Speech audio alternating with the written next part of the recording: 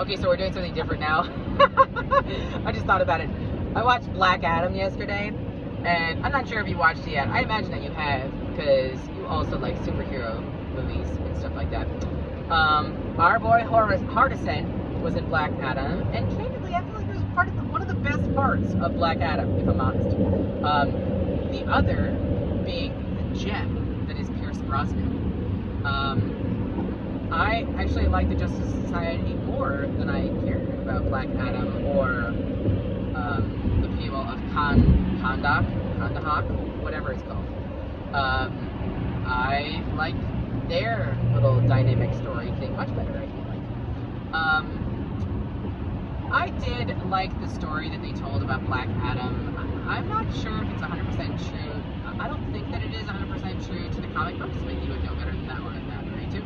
I feel as though they had a nephew or a cousin or something like that story instead of it being like his son. Nice little hat tip. So early on, I know what The Rock's outline looks like, goddammit. So early on, I knew it was The Rock. That I was like, is he just imagining that his dad is The Rock? The way that Polar Express, the dad in Polar Express is also played by someone who looks like Tom Hanks.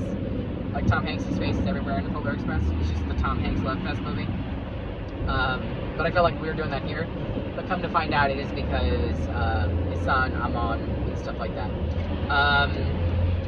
Nice little hat tip that the muscular version of his son is played by the 21-year-old version of The Rock. Big fan of that part. That was great. Because they did a good job in casting Young Rock. If you ever want to talk about Young Rock, we can do that too. It's a TV show. Especially for wrestling fans, where they cast various actors who do a good job of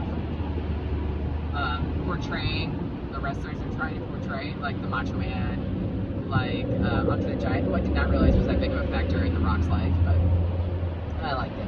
I still like the show. We can talk about that if you want. Back to Black Adam. You can tell how impactful it is. I spent like 10 minutes talking about Young Rock. So I liked that I do like an anti-hero. I'm into that. I do think that Hardison was the best part of this whole thing.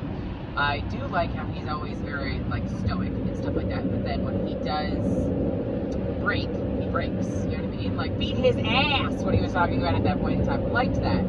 I like that he's yelling at The Rock to stop killing random people. I like that he does those things. In my head, I almost feel like this is Hardison with wings, and I think that's kind of why I like it.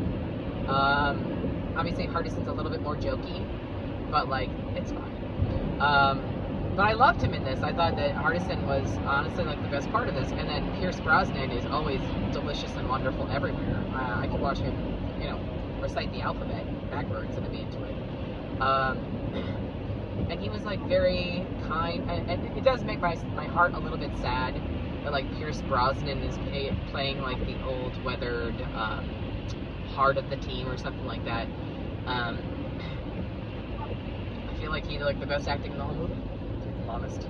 I don't know how The Rock sometimes does really good acting and then other times not really that good acting, but he's The Rock, so he can show up and just give an eyebrow and everything, and that's fine.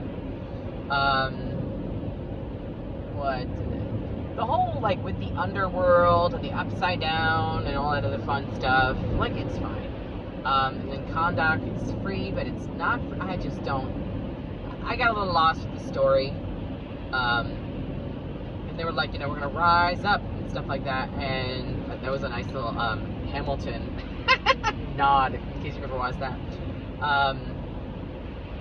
They rose up. First they were nobody had the balls to rise up against Intergang, but they sure has balls to rise up against the Undead Army.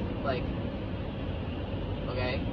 The other part that I was maybe this is just the person in me who just had to pay so much money for construction of my house, is this chick's apartment is packed, and she doesn't seem to be bothered by the fact that The Rock Like, it just goes through walls. Like, he does not seem to care about doors. And, like, I do like at one point they mentioned doors. And they're like, well, I guess you don't like doors then, apparently. Because, like, shit. You're constantly, like, going through doors. Yeah. That part I found funny and interesting. Because it's like, dude, just, like, there's a door. Use the door. Like, why do you need to keep fucking smashing through the walls? Is it because you're kind of a dick? Like, is that a thing? Like, you can be a dick in other ways that don't damage people's property, and that's fine. It's funny, it's my standard, right? Like, I didn't mind him killing all the people, but I definitely minded him, like, damaging the walls over and over.